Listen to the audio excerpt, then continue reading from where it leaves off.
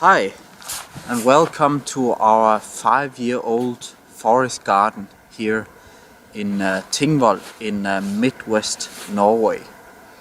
62 degrees north in this subarctic climate. The forest garden here was started with the dream of creating this little paradise that could produce high quality food, while also creating a lot of excitement and learning for the family, improving biodiversity and carbon storage in the soil. So for this dream we bought this west-facing 1 hectare grass field in the village Tingvoll to create this forest garden dream. It was in the village because it was very important for us to have everything within biking distance. This forest garden was started in 2015, and most of the trees here are the same age as my 2 daughters, so that's 4 and 7 years old. We have not met all the goals with the forest garden yet, but high quality food and excitement is definitely something that is being produced from the forest garden in yearly increasing amounts overall. A lot of different perennial vegetables are being produced. Many of these were sold to the Tingvoll Eco Park attraction as a mixed salad with berries from May to October, changing ingredients with the season. So the main production of this forest garden is supposed to be hazelnuts and aronia berries. So they should take up most of the sunlight falling on this 1 hectare of forest garden in the future.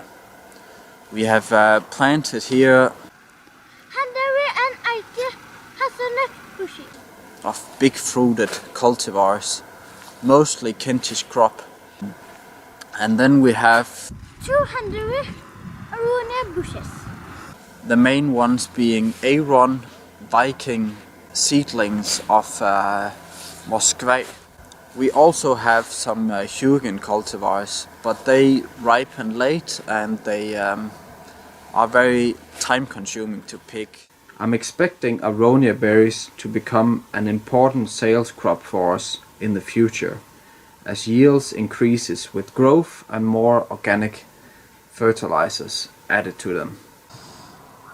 The quality of the soil here is changing very much on this land.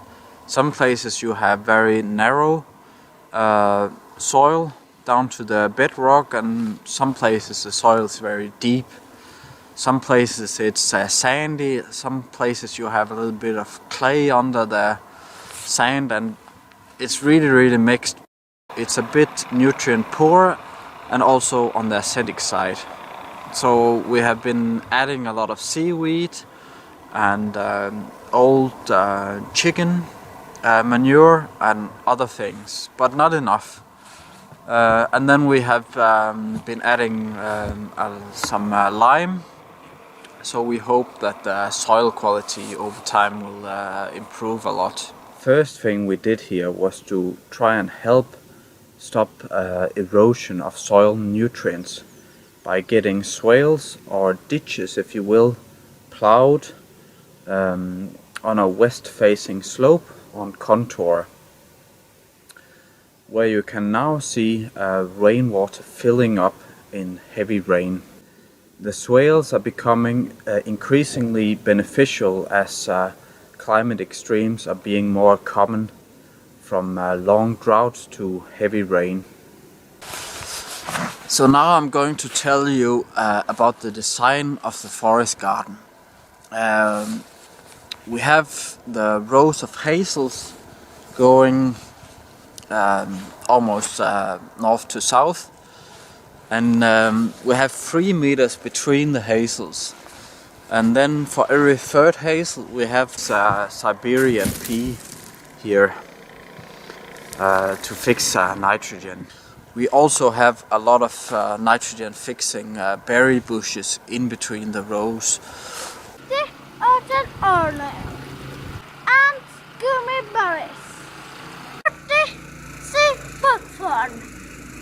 In between the rows we have many common fruit trees. 40 apple trees. 6 plum trees, 3 pears and around 20 cherry trees. Many different cultivars. We also have a lot of uncommon trees and bushes here, like this devil's walking stick that we eat as a vegetable, the shoot in the spring. Running bamboo.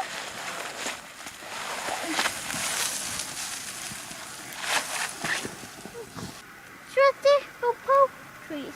Raspberries. Rowan, service berries. Gooseberries. In the edges we have put in some bigger trees. 30 walnut trees. Cultivar Lyco 1. 20 chestnut trees. 3 hard nuts, 2 hard nut butternut hybrids and 5 oak hybrids. Chestnuts and walnuts have produced this year, but the kernels are not filled, so they're probably not big enough, or there's a problem with maturing the nuts here in the short season. Before we also produced a lot of annual vegetables in between the perennial plants. That was everything from pumpkins to onions to root crops. We don't do it now because of time restraints. The main part of the income from the land so far has been generated by producing a lot of bare root trees and bushes. Behind me here we have a lot of walnuts. Many of them have been sold, dug up bare roots. We have also grown a lot of potted plants and a lot of perennial vegetables for sale. But it also took a lot of our time, causing a lot of stress and loss, and therefore I have paused the operation. Especially because it's very stressful to run it as low-tech as we have done here, with a season that is very unpredictable and very short, which makes the operation very time intensive in certain periods that you cannot predict. So it's mostly paused for now to focus time on the staying forest garden, which I so far can just about manage by myself to maintain after my full-time work and taking care of my 4 and 7-year-old. Previously more people was involved, and I got very good and crucial help from the mother of my daughters, a lot of volunteers from the Wolf network and from family and neighbors. But I had to stop with volunteers to have a better time with the kids and to be more focused on the most important things and not running too many projects all at once. In the future, as yield will increase, I will probably have to be more than one person. We have got crops from all cultivars of hazels of reasonable size, but so far producing very little crop overall.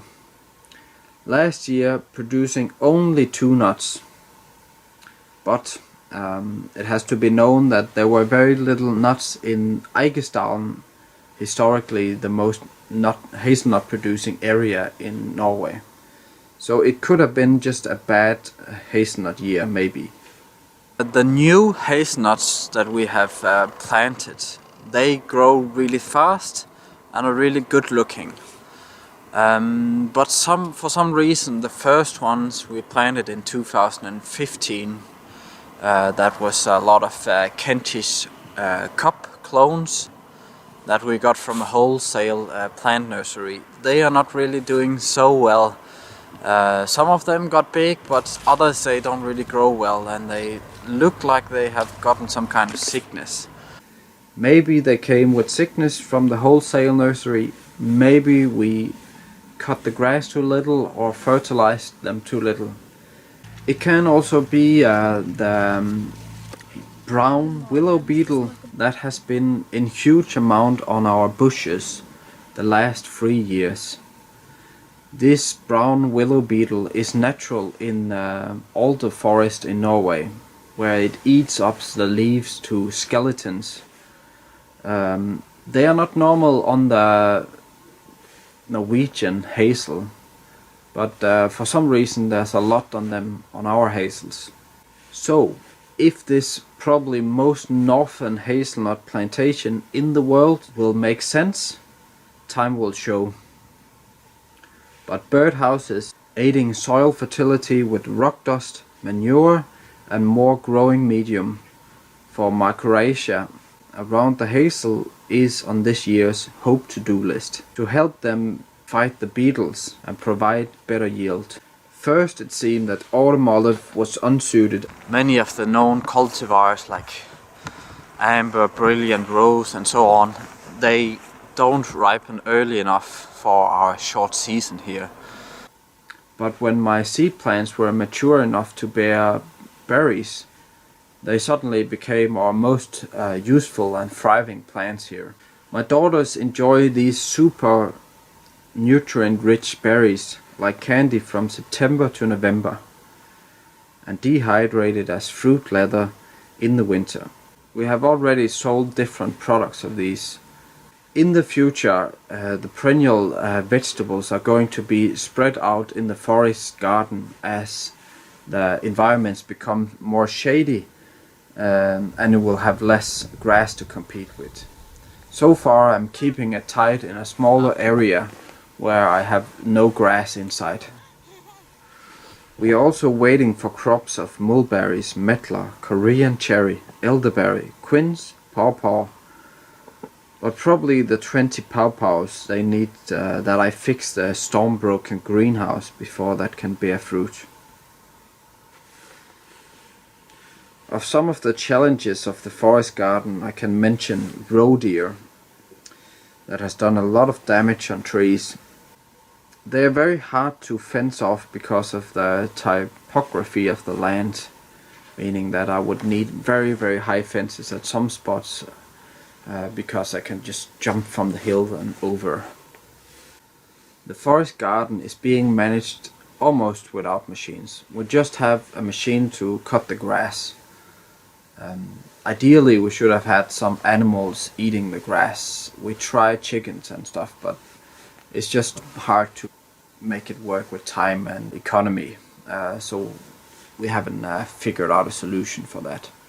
So we cut it with a tough lawnmower that are able to cut up to 2 meter high grass. So I can let it grow high and get a lot of flowers on the field, and when the flowers are finished I go and cut stripes of grass and let some grow a little more, and then I go after and cut that. Not everything here became as planned, that being because we had to work full time while establishing the garden and having 2 small kids, and a lot of challenges concerning the climate, and just having a lot of things to learn in general about these a bit unknown food crops here in Norway. I hope you got something useful out of my presentation. You can keep updated on what we are doing on our website permakulturplanter.no, and you are welcome to take contact for a visit.